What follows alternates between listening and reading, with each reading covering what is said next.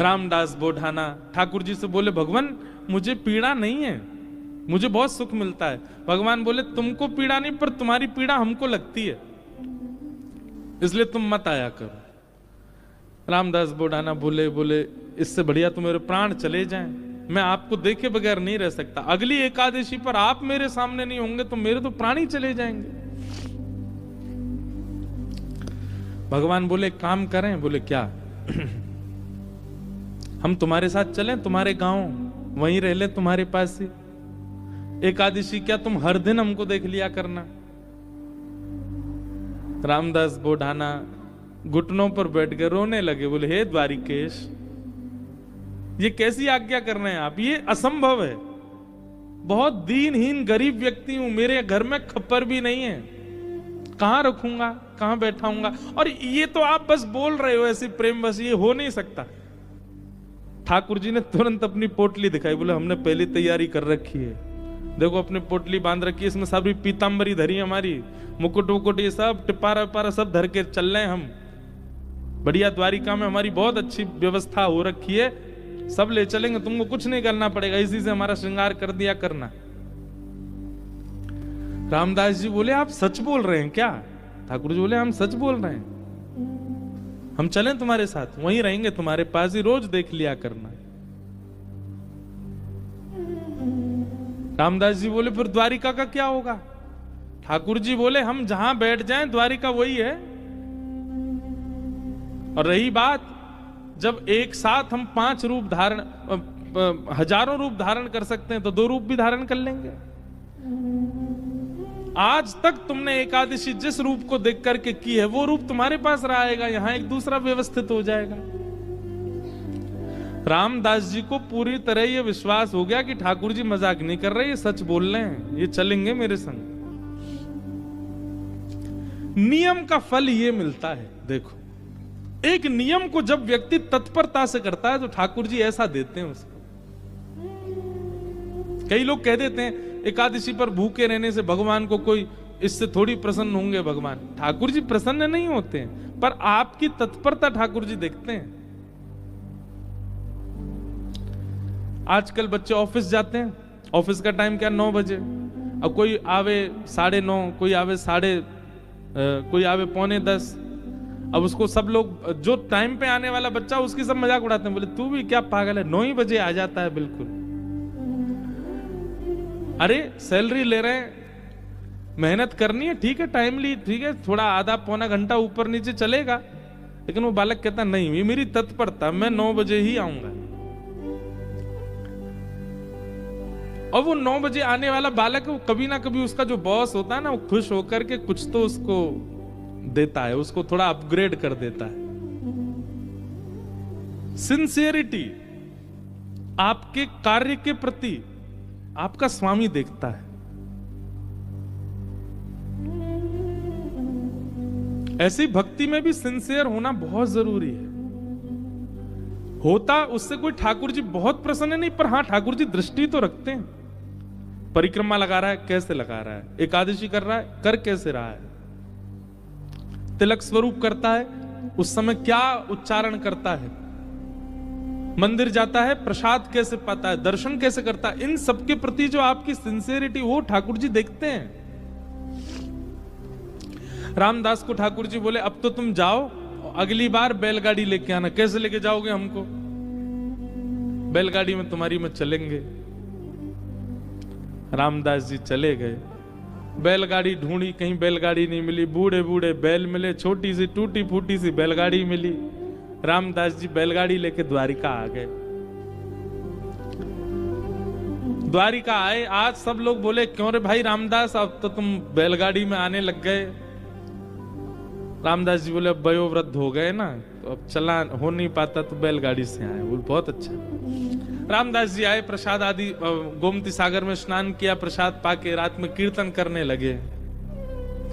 सब चले गए, रामदास जी कीर्तन कर रहे थे।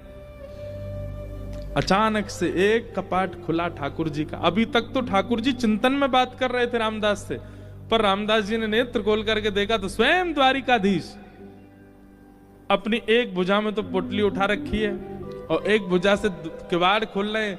और 2 भुजाओं से बढ़िया शंख चक्र आदि सब समेट रखे हैं। ठाकुर जी ने मुकुट उकुट सब भर रखे हैं। और रामदास बोले कहाँ है तेरी बैलगाड़ी, जल्दी बता चलें।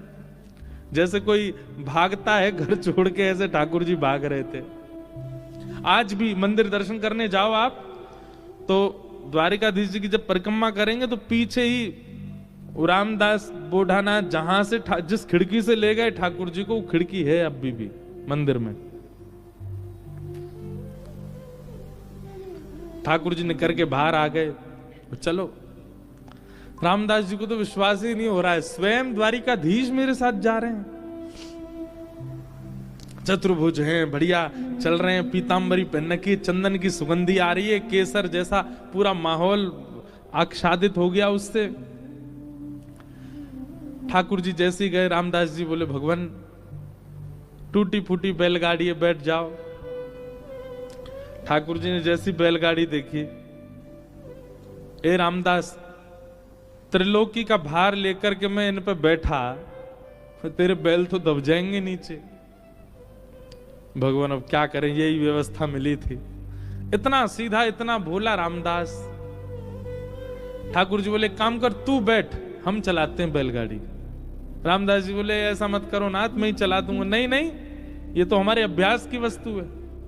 अर्जुन के खूब हमने रथ हाँके हैं, बहुत दिनों बाद बैलगाड़ी मिली, चलो हाँके थोड़ा इसको। और रामदास पीछे बैठे हैं और ठाकुर जी आगे पैर लटका के बैठे और बैलगाड़ी चला रहे हैं। ठाकुर जी के स्पर्श होते ही बैलगाड़ी तो बिल्कुल नवीन हो गई, बैल बिल्कुल युवान हो गए। यहां मंगला का समय हो रहा था, सूर्य उदय हो रहे थे धीरे धीरे।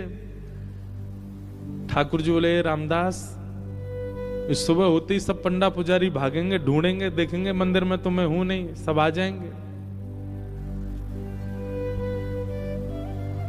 ये हमको बीच रास्ता में ही पकड़ लेंगे। तभी थोड़ी दूर ही पहुंचे थे, वहां एक बाबरी थी, एक सरोवर था। ठाकुर जी ने कहा तुम हमको नीचे छुपा दो ताकि कोई हमको ढूंढ ना पाए, क्योंकि ढूंढने वाले तो आएंगे और जब ढूंढ हार के चले जाएं, कुछ ना मिले, फिर हमको दोबारा लेके फिर चल देना आगे। रामदास जी मनी मन इतने प्रसन्न हो रहे हैं, बोले ठाकुर जी आपको क्या पड़ी है जाने की मेरे साथ? अरे मैं तो मना कर चुका हूं 5 बार कि ठाकुर जी आप यहीं रह लो, पर नहीं, उन्हीं की इच्छा है जाने की। जब मन ऐसा भटकता है ना ठाकुर जी में, तब ठाकुर जी ऐसा करते हैं, आपके मना करने पे भी चल देंगे आपके साथ। हमारे लाल जी, गिरधर लाल जी,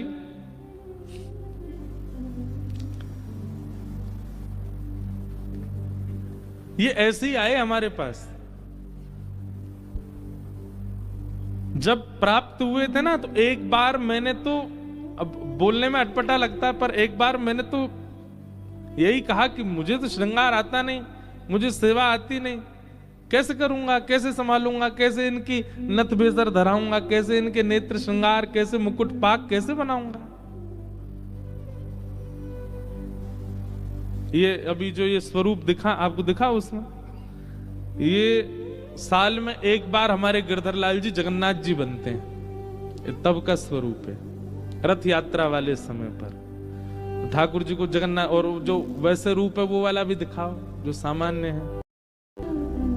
सामान्य सबने देखे ही हैं, श्रीनाथ जी के रूप में हमारे लाल जी हैं, और नेक्स्ट से हैं, छोटे से, पर ये आए स्वयं, और ये स्वयं ही आते हैं, आप नहीं लेते हैं।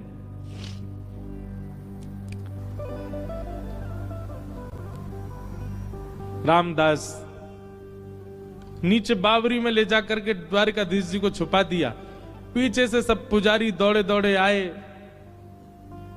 देखा तो रामदास जी धीमे धीमे अपनी बैलगाड़ी चला रहे हैं। सबने रोक लिया, बोले रुको, तुम ही थे रात भर मंदिर में, ठाकुर जी कहां गए हमारे? रामदास जी बोले मुझे तो नहीं पता, दिखाओ।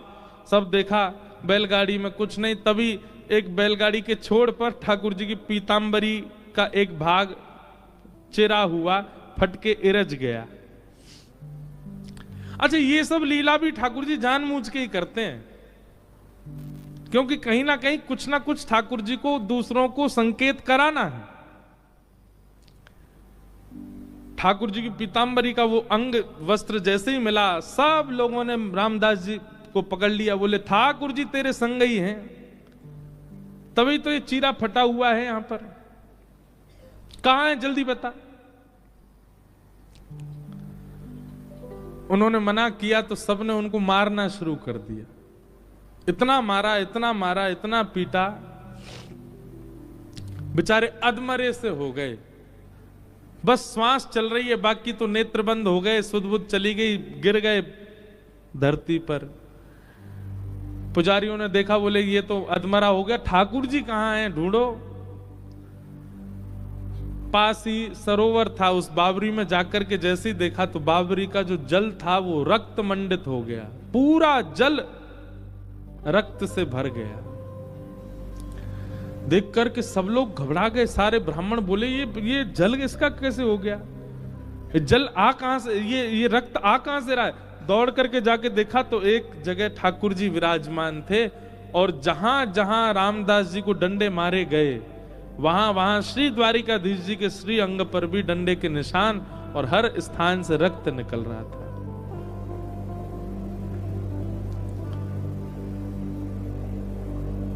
सब पुजारी जी चरणों में गिर गए, सब ब्राह्मण देवता बोले भगवान ये क्या हो गया, बोले ये क्या हो गया, मेरे भक्त को मारते हो, मेरी इतनी आराधना करी, मेरी इतनी सेवा करी, इतना अर्चन किया, उसके बाद भी ये नहीं समझ पाए कि मेरे भक्त और मुझ में कोई अंतर नहीं है। सब क्षमा याचना करने लगे। ठाकुर जी बोले अब कुछ नहीं होगा, अब तो हम रामदास के साथ ही जाएंगे और वहीं रहेंगे। और ठाकुर जी सब देखते रह गए, लेकिन रामदास जी के साथ में ऊपर आए ठाकुर जी, और आकर के रामदास जी को जैसे हृदय से लगाया, सारे घाव ठीक हो गए, और कहा ले चलो हमको। ठाकुर जी गए सीधे और डाकोर जी में जाकर के रामदास जी के यहाँ विराजमान हो गए, और उनका नाम पड़ा रणछोड़ राय भगवान। बोलो रणछोड़ राय भगवान की। रास रचो है, रास रचो है, आज यमुना के नारे महारास रचो है। रास रचो है, रास रचो है, यमुना के नारे महारास रचो है। रास रचो है, रास रचो है, आज यमुना के नारे महारास रचो है। रास रचो है, रास रचो है, यमुना के नारे महारास रचो है।